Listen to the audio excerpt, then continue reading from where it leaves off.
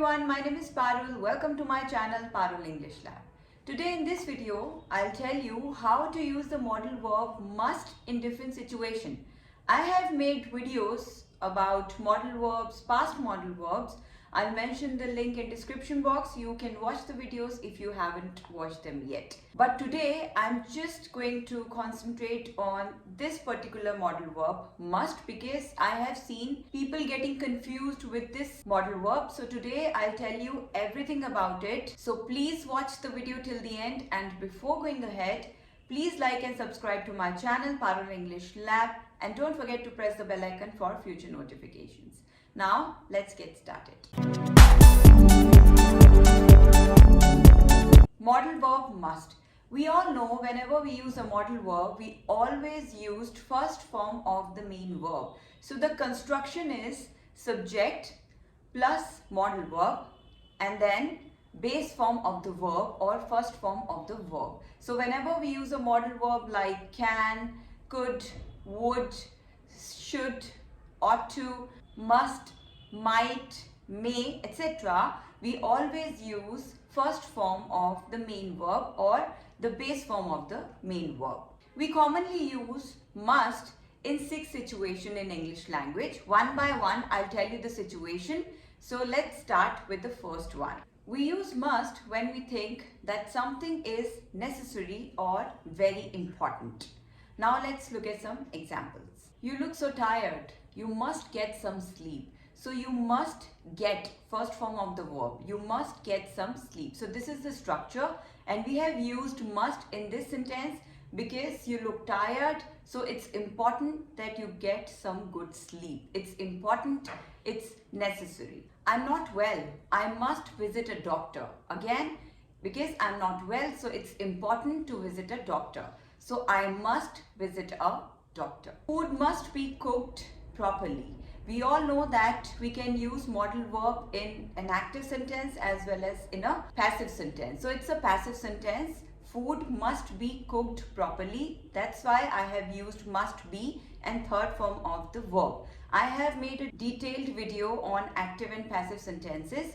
So I'll mention the link in description box. You can watch the video. So food must be cooked properly. Otherwise we might fall sick. So it's important that food must be cooked properly. I must visit her before leaving because she has invited me earlier as well. I couldn't go that point of time. Now I'm leaving, so I must visit her before leaving. It's important, it's necessary. We can also use must in a negative sentence like you must not talk to him. He's not the right guy for you, so you must not talk to him. It's important that you don't talk to him. So you must not talk to him. You must not take her credit. She prepared this presentation, so you must not take her credit. So this way we use must when we think that something is important or necessary.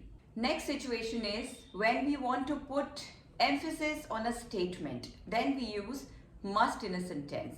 And in this case, we generally use the phrases like I must say, I must confess, I must admit, etc. Now let's look at some examples. I must say you are amazing. Now here you can say you are amazing, but just to put extra emphasis, I'm using this phrase I must say. I must say you are amazing. I must admit it's a beautiful place. I must confess I'm so excited for the party. So this way, when you want to put extra emphasis on a statement, then you can use must in these phrases. Next, we use must when we logically assume something in the present. For example, you have been driving for so long, you must be tired. So here, I don't know whether you are tired or not, but because you have been driving for so long, so I assume that logically you must be tired. So it's a logical assumption. So in this case, we use must. I can't find my phone. It must be on the table. Now, I don't know whether it is on table or not, but generally you keep your phone on the table. So logically, I think it must be on the table. He is not picking up the phone. He must be sleeping. So logically, he must be sleeping. That's why he's not picking up my phone. Otherwise, he would have picked it up. So again, a logical assumption. How old is she? She must be around 30. So she can be 40, 45, but when I look at her, logically I assume that she must be around 30 because she looks like 30. So this way we use must when we logically assume something. Next, we use must when we give instructions. For example, you must come back home before 8 p.m. So it's an instruction that you must come back home before 8 p.m. You must learn to respect others. You must finish your work on time. You must work hard. Your exams are going on. You must work hard or you must study. So this way, whenever you give instructions, then you can use must. Till now, we have seen that must is used as a verb, but sometimes it can also be used as a noun.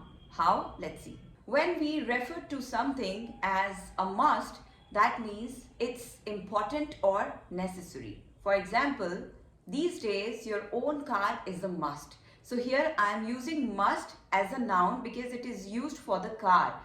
These days, your own car is a must means it's very, very important or necessary. Passport is a must if you want to go abroad.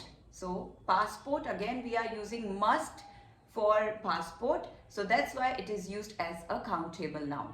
Passport is a must if you want to go abroad.